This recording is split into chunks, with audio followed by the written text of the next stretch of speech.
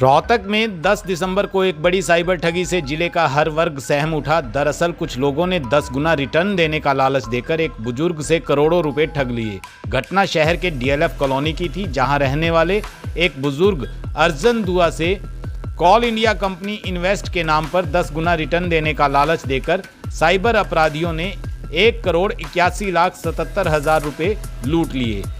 इसी पर cyber police ने छापेमारी करते हुए 4 आरोपियों को गिरफ्तार किया है। बताया यह भी गया है कि ये किसी गैंग या नेक्सस से जुड़े हैं, जिनका काम लोगों को झांसा देकर कई महीनों तक अपने जाल में फंसाकर फ्रॉड करने का होता है।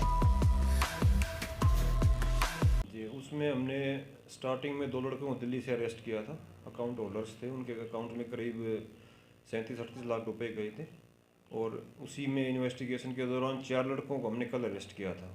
2 लड़के दिल्ली से हैं, 2 पंजाब से हैं। इन्होंने मिलके ये पूरा नेक्सस है और इन्होंने हमारे कंप्लेनेंट अर्जुन देव, उनके साथ 1,81,00,000 की ठगी की है इन्वेस्टमेंट के नाम पे। अच्छा, नाम क्या क्या है आरोपियों के? विशाल हैं, कर्णदीप हैं, अंकित है और एक लड़का बुधराम है, जो 4 अरेस्ट किए हैं। अच्छा, करणदीप के मदर फादर आए हुए हैं थाने में। उनके जी। द्वारा ये आरोप लगाया जा रहा है कि जो उनके छोटे बेटे हैं उनको भी अरेस्ट दिखा रखा है और आपके द्वारा कहा जा रहा है कि हैंडओवर कर दिया बच्चों को, लेकिन अभी तक जी, नहीं किया। देखिए, इसमें जो कर्णदीप है, बड़ा लड़का है, जो पेरेंट्स आए हुए हैं, ये लड़का पहले भी इस तरह के क्राइम में शामिल रहा है। 3 साल जयपुर जेल में रह के आया है इसी के फ्रॉड के मैटर में।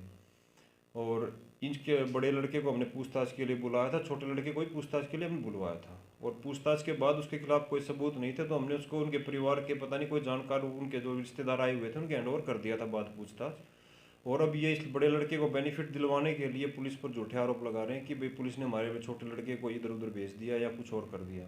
बल्कि हमने पूछताछ के बाद प्रॉपर नोटिस देकर उसको बुलवाया था और नोटिस देने के बाद पूछताछ के उसको फारिग कर दिया था। अच्छा, ये मेरा नाम अर्जुन देव दुआ है। मैं डीएलएफ कॉलोनी रोहतक में रहता हूँ। रिटायर्ड इंजीनियर हूँ मैं।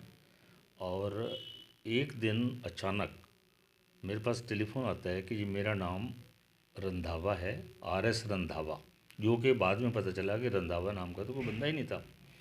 मेरा नाम आरएस रंधावा है।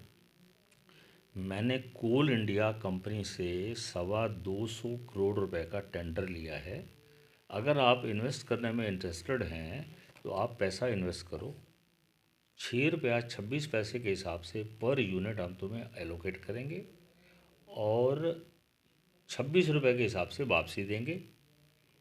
60 रुपये के हिसाब से, और जिसकी मार्केट वैल्यू 200 रुपये से ऊपर है। और मैंने मार्केट से पता करा थी। इनिशियली मेरे पास कुछ पैसे, कुछ लाख थे, समझो 15-20 लाख रुपए। I do not know have idea about the exact figure, पर वो बैंक स्टेटमेंट बोलती है। क्योंकि जो भी मेरे से इन्होंने पैसा लिया वो सारा बैंक के थ्रू लिया और आरटीजीएस के थ्रू गया हुआ है। ये मेरे को बैंक का नाम देते, आईएफएससी कोड देते और बैंक का अकाउंट नंबर देते। 3 चीज़ें, अकाउंट नंबर, आईएफएससी कोड और बैंक का नाम। मैं उसमें पैसे डाल देता, डालता गया। अब इतना और डालो, अब इतना और डालो, अब इतना और डालो। 1,43,00,000 रुपए के तुम्हारे आरटीजीएस हम करने जा रहे हैं और 60 लाख रुपए के तो डीडी तैयार हैं। लेकिन प्रॉब्लम ये है कि कुछ हमारी फॉर्मेलिटी है, हमारा कुछ बैच चलते हैं, उस बैच में इतनी कमी है। और ये इतने चालाक लोग थे, रंधावा अकेला नहीं था, कुछ लोग थे, इवन एक लेडी भी थी जो कि इन्हीं की कोई वाइफ, उसके मेरे को अब मैसेज भी आ चुके हैं सारे, वो भी बोलती कि मैं बैंक से बोल रही हूँ, जबकि सच्चाई ये है कि बैंक में तो वो थी ही नहीं। मैं बैंक से बोल रही हूँ, अभी आपका इतना पेंडिंग है, अभी इतना पेंडिंग है। और मैं देता गया और 1,82,00,000 रुपये ये मेरे से फ्रॉड करके लूट गए। पता कैसे लगा आपको? हाँ, बहुत अच्छा सवाल है। हुआ क्या, ये लेते गए और आई बार कहते हैं 1,43,00,000 रुपये का ये आरटीजीएस कर रहे हैं और 60 लाख रुपए का डीडी भेज रहे हैं। आखिरी पैसा इन्होंने मेरे से 7 लाख रुपया 10/11 को लिया। 10 थी या 10/11 थी। ये लास्ट इंस्टॉलमेंट है, आप दो और हम कल आपको डीडी भेज रहे हैं और ये कर रहे हैं। जब मैंने इनको ये लास्ट इंस्टॉलमेंट दी, और इट वाज इंसिडेंटली फ्राइडे और सैटरडे, बाद में 2 दिन बैंक बंद था। मंडे को जब मैंने इनको टेलीफोन लगाया, स्विच ऑफ। उसके बाद वो फ़ोन ही स्विच ऑफ था। तब आपको लगा आपके साथ मेरे को ठगी उसी हुई है। वक्त जब ये तो ठगी हो गई। जब ये हो गया तो नेचुरली फिर मेरे को साहब के पास में आ गया, मैंने एफआईआर नोट कराई। और मैं शुक्रगुजार हूँ इन एसएचओ साहब का। He is more than a nice person, more than a nice, I will say it is my experience कि इन्होंने मेरी एफआईआर नोट कर दी। सेम डे एफआईआर नंबर 64 10 तारीख की, जिस दिन मैं यहाँ कंप्लेंट लेके आया। पैसा तो पहले 3-4 महीने में ले चुके हैं ना वो।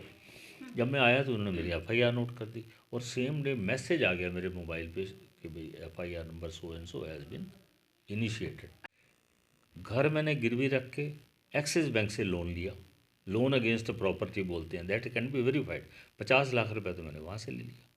और जो मेरे दोस्त रिश्तेदार हैं, फ्रेंड्स हैं, उनसे 10 करके 43 लाख तो आज भी मैंने देना है।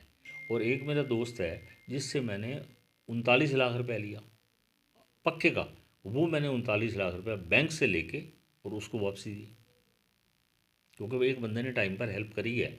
मेरे लिए तो हेल्प थी, अगला करता गया, मैं उनको लेता गया और यहाँ अब मैंने बैंक से लेकर वापसी करी है।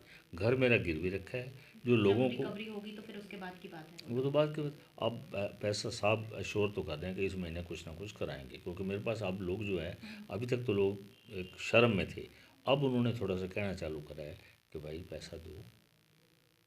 तो मैं साहब के पास रिक्वेस्ट लेके आया था, भाई लोग अब पैसा मांगने लग गए हैं, मैं कहाँ से लाऊँ?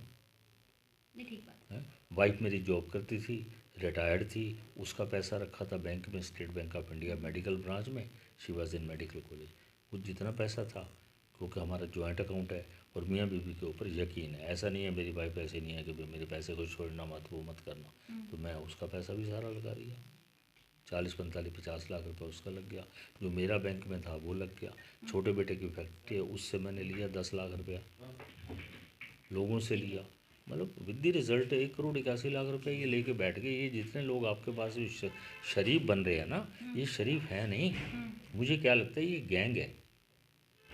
सबसे पहले रंधावा नाम का कोई बंदा नहीं। दूसरी बात, बैंक में मेरे को आईएफसी कोड, बैंक का नाम और वो दे के फिर बैंक के खाते को ख़त्म कर रहे हैं। और 3-4 बार इन बिटवीन इनके नंबर चेंज हुए।